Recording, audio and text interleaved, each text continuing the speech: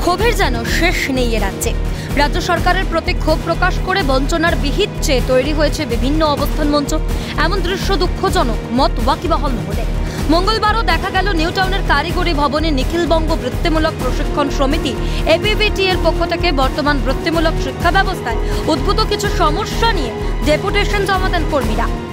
18 বছরের দীর্ঘ বঞ্চনার পরেও একাধিকবার এই কারিগরি দপ্তরে ডেপুটেশন এবং অবস্থান বিক্ষোভের পরেও কারিগরি ভবনের আধিকারিক তথা মন্ত্রী চেয়ারম্যান এদের হুঁশ ফেরেনি। এদের ভাতা এত কম যা মুখে আনাও লজ্জার ব্যাপার।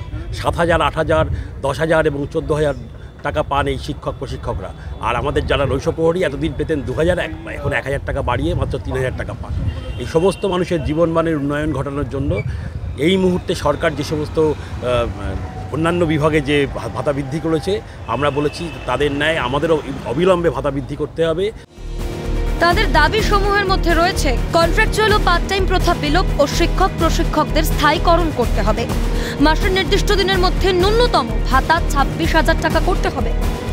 সকলের জন্য পিএফ পেনশন সহ অবসরকালীন ভাতা এককালীন 10 লক্ষ টাকা প্রদান করতে হবে। কারিগরি দপ্তর থেকে নিয়োগপত্র দিয়ে প্রত্যেকের সার্ভিস বুক চালু করতে হবে।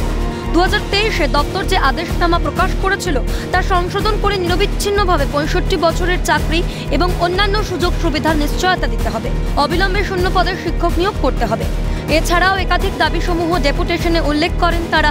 শংসাপত্র প্রদান, কর্মরত অবস্থায় প্রয়াত হলে পরিবার প্রতি এককালীন 5 লক্ষ টাকা প্রদান সহ ডেপুটেশনে রয়েছে বেশ কিছু দাবি না মানা হলে বৃহত্তর আন্দোলন হবে, এই হুঁশিয়ারি দিলেন আন্দোলনকারীরা।